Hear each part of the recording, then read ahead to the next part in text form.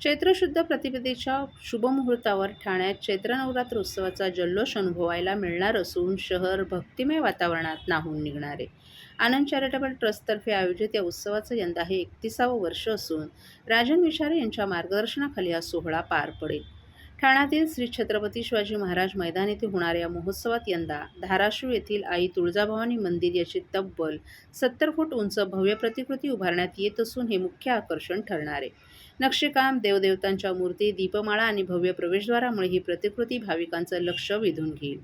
गुरुवारी 19 मार्च रोजी सकाळी 10 वाजता कळवा बाजारपेठेतून देवीचा आगमन सोहळा वाजत गाजत काढण्यात येणार आहे.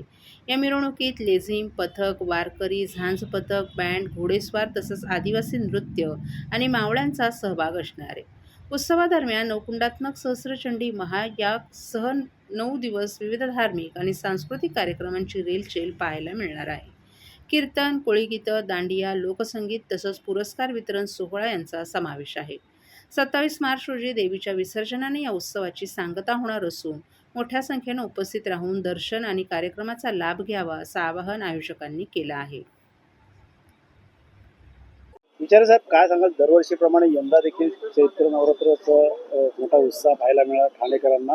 यंदा कशाप्रकारे जय्यत तयारी करण्यात आलेली आहे? पाहिलं तर अनेक लोक ठाण्यामध्ये या चित्रनगरीसाठी भेट देतात.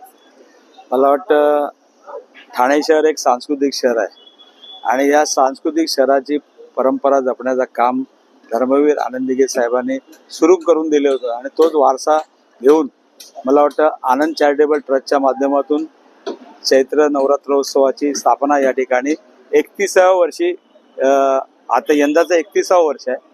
आणि हे करत असताना मला वाटतं महाराष्ट्रातील ठाणेकरांचे असतील, मुंबई येथले असतील, हे महाराष्ट्रातली सर्व मंडळी या ठिकाणी भक्ताच्या म्हणजे सर्व भक्तगण या ठिकाणी देवीच्या दर्शनाला येत असतात आणि मला वाटतं आतुरतेने त्याची वाट बघत असतात. गुढीपाडव्याच्या शुभ मुहूर्तावर मला वाटतं या देवीची आगमनाची मिरवणूक कळवा इथून निघणार आहे आणि त्यामध्ये महाराष्ट्रातले जेवढे ढोल ताशा पथक आहे, त्यानंतर आमचे जे आदिवासी बांधव आहेत ते सुद्धा यामध्ये सामील होणार आहेत आणि वेगवेगळे वारकरी या महाराष्ट्रातून सुद्धा या ठिकाणी येणार आहेत आणि अशा पद्धतीने मला वाटतं सर्व ठाणेकर सुद्धा यामध्ये सहभागी होत असतात आणि वाजत गाजत या ठिकाणी देवीचं आगमन गुढीपाडव्याच्या दिवशी या ठिकाणी होत असतात. ठाकरे कुटुंब देखील या ठिकाणी तसं स्वतः वहिनी या ठिकाणी आरती करत असतात, पाहायला मिळतात. ठाकरे बंधू एकत्र मला असं वाटतं सर्व